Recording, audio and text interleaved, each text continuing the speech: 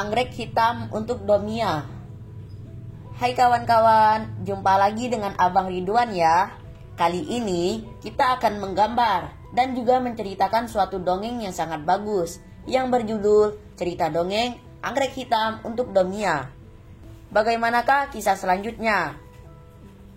Sebelum ke alur ceritanya, pastikan untuk mensupport kita ya dengan cara like, komen, subscribe, dan nyalakan loncengnya juga ya kawan.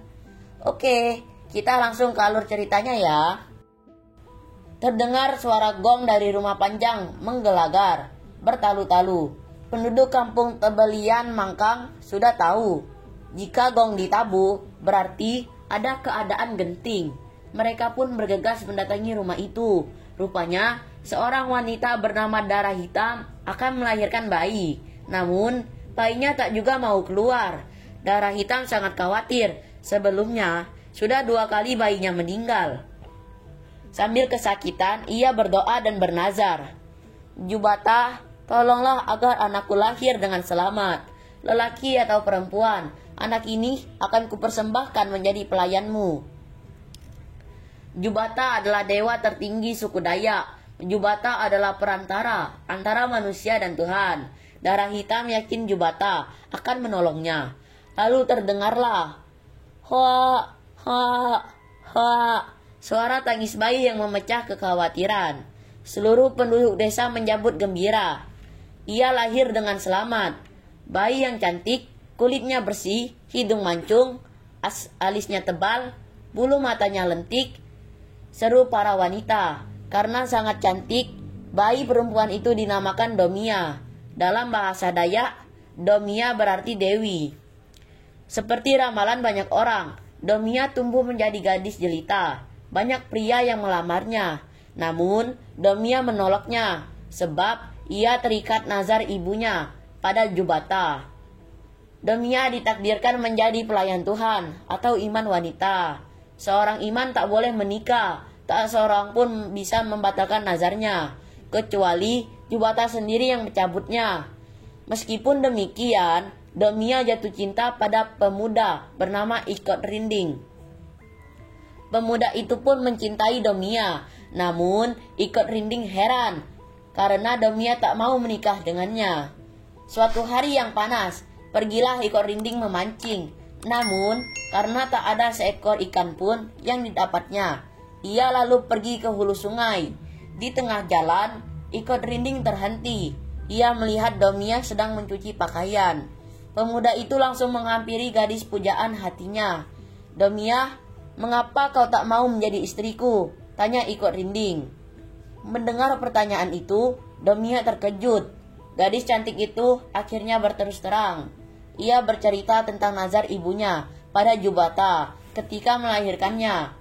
Betapa sedih hati Ikot Rinding mendengar cerita itu. Ia tahu nazar pada Jubata hanya bisa dibatalkan oleh Jubata sendiri. Tapi kemana ia harus mencari Jubata? Karena cintanya pada Domia, Ikot Rinding pun mengembara. Siang berganti malam, malam menjelang pagi. Setelah 6 hari mengembara, sampailah ia di Bukit Sungkung. Ikot Rinding beristirahat dan tertidur pulas di bawah pohon rindang. Begitu bangun, hari sudah pagi. Berarti ini hari ke-7 pengembaraannya mencari Jubata. Ketika akan melangkah pergi, Ikot Rinding terkejut. Ia melihat sebuah sumpit tergeletak di tanah. Di hutan belantara tak berpenghuni ini ada sumpit. Dari mana asalnya? Ikot Rinding segera memungutnya. Di hutan belantara seperti ini, sumpit tentu sangat berguna, pikirnya. Ikot Rinding meneruskan pengembaraannya.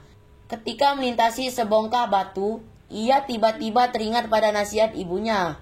Ketika masih kecil, saat menemani ibunya menyikat pakaian di atas batu, ibunya selalu berkata, "Jangan sekali-kali mengambil barang orang lain tanpa izin." Seketika, Ikot Rinding berbalik, meletakkan sumpit itu ke tempat semula. Sumpit itu bukan miliknya, mungkin milik pemburu yang lewat di daerah itu. Maka Ikot Rinding pun meneruskan perjalanannya mencari Jubata. Badannya lelah, ia merasa lapar dan dahaga. Tapi begitu ingat akan Domia, ia menjadi bersemangat kembali. Tiba-tiba, ia mendengar suara desisan. Sekelebat melintas seekor ular tedung. Ia berhenti di depan Ikot Rinding. Lidahnya kecil, panjang dan bercabang. Badannya yang tadi melingkar, ditegakkan. Ikot Rinding sadar, ia harus waspada. Tangan kanannya kini meraih ranting. Diputar-putarnya ranting itu. Lalu, dengan cepat tangan kirinya menyambar leher si ular tedung. Ular itu rupanya terpedaya oleh gerak tipunya. Dilemparnya ular tedung itu jauh ke tepi jurang. Usai peristiwa itu, terdengarlah langkah kaki. Rupanya, ada orang yang menonton perkelahian Ikot Rinding melawan ular tedung. Semula, Ikot Rinding curiga. Namun, wajah pemuda itu tampak ramah. "Aku Salam Pandai, putra bungsu Raja Hutan di sini," ujarnya. Salam Pandai bercerita, sudah 2 hari ia berburu, namun tak berhasil menangkap apapun. Ini gara-gara senjatanya yang hilang. Ia juga bercerita bahwa ayahnya menyuruhnya rajin berlatih menyumpit, terutama menyumpit binatang liar yang bergerak cepat. Sekarang, Ikot Rinding tahu siapa pemilik sumpit yang ditemukannya tadi. Ia mengajak Salam Pandai ke tempat sumpit itu. Benda itu masih ada di sana. Karena gembira, Salam Pandai mengundang Ikot Rinding bermalam di rumahnya. Ia ingin mengenalkan sahabat barunya kepada keluarganya. Bahkan, ia pun ingin menjadikan Ikot Rinding saudara angkat. Walau ia sudah mempunyai 6 orang kakak, sejak itu Ikot Rinding diizinkan tinggal di istana. Raja dan ratu sangat menyayanginya, seperti anak kandung sendiri. Salam Pandai dan Ikot Rinding pun selalu bersama kemanapun mereka pergi. Suatu hari, jaga si bungsu baik-baik, pesan raja pada Ikot Rinding dan ke-6 putranya saat mereka akan pergi berburu.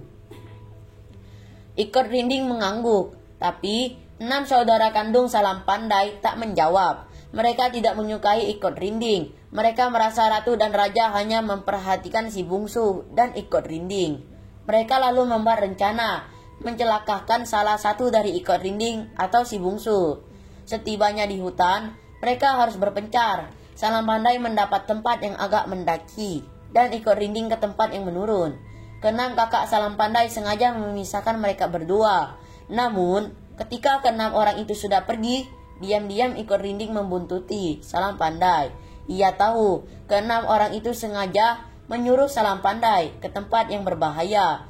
"Berhenti, jangan lewat gua itu. Berhenti, jangan lewat gua itu," teriak Ikot Rinding pada si bungsu. Ikot Rinding tahu di gua itu hidup sekawanan kalok. Gigi dan cakar hewan-hewan itu sangat tajam. Salam Pandai tiarap. Teriak Ikot Rinding saat melihat gumpalan-gumpalan hitam keluar dari mulut gua. Tetapi terlambat. Si bungsu kini dalam kepungan kelelawar. Dengan tangkas, Ikot Rinding mencabut mandau. Ia menebas ke segala arah. Satu persatu binatang gua itu dikalahkannya. Kini tinggal Raja Kelelawar yang bertubuh besar. Kali ini, Ikot Rinding menggunakan sumpitnya. Hanya dengan sekali tiupan. Robohlah si Raja Kelelawar, si bungsu pun selamat. Keduanya lalu pulang. Salam Pandai menceritakan peristiwa itu pada ayahnya. Raja sangat takjub mendengarkan cerita ketangkasan Ikot Rinding. Ia sangat bahagia karena putra kesayangannya selamat. "Mintalah apa saja yang kau inginkan," ujarnya pada Ikot Rinding. "Hari ini juga akan segera kupenuhi." Pada saat itu, Ikot Rinding baru sadar, ayah Salam Pandai ternyata adalah Jubata itu sendiri. Inilah saat yang diimpikan Ikot Rinding. Meski agak ragu, Ikot Rinding pun berkata, "Aku memohon, bukan untuk diriku, tetapi untuk orang lain." Sudilah kiranya raja membebaskan Domia dari nazar ibunya, Darah Hitam. Jubata ingat, 17 tahun lalu, seorang ibu bernama Darah Hitam kesulitan bersalin. Karena putus asa, Darah Hitam bernazar, dan kini Ikot Rinding meminta agar nazar itu dilepaskan. Jubata yang bijaksana mengerti, berbuat baik jauh lebih penting daripada memegang teguh sebuah sumpah. "Permohonanmu kukabulkan," ujarnya. "Apakah tandanya?" tanya Ikot Rinding. Melihat keraguan putra angkatnya, raja masuk ke kamarnya. Begitu keluar, tangannya memegang setangkai anggrek hitam. yang hanya tumbuh di halaman istana Jubata. Inilah tandanya, sabda Jubata. Anggrek itu lalu diserahkannya pada ekor rinding. Begitu Domia menerima sendiri dari uluran tanganmu. Bunga ini segera berubah warna. Itulah pertanda bahwa nazar ibunya telah kulepaskan. Usai menerima anggrek hitam itu, ekor rinding bergegas meninggalkan istana. Ia telah sangat rindu pada Domia. Perjalanan panjang ditempuhnya tanpa rasa lelah. Tak terasa, tibalah ia di kampung Tebelian Mangkang. Anggrek hitam ia serahkan pada Domia. Pejamkan matamu, pinta ekor rinding. Tanpa banyak bertanya, Domia menurut. Nazar ibumu akan dilepaskan Jubata. Sebagai tanda, anggrek hitam di genggamanmu akan berubah warna.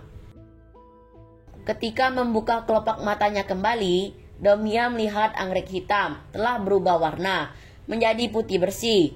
Indah berseri bagai anggrek bulan. Domia telah terlepas dari nazar. Sepasang kekasih itu hentinya mengucap syukur pada Jubata, dan keduanya hidup bahagia sampai masa tua mereka. Cerita pun selesai.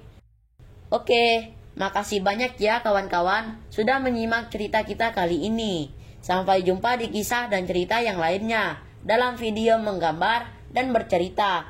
Terima kasih ya, bye-bye.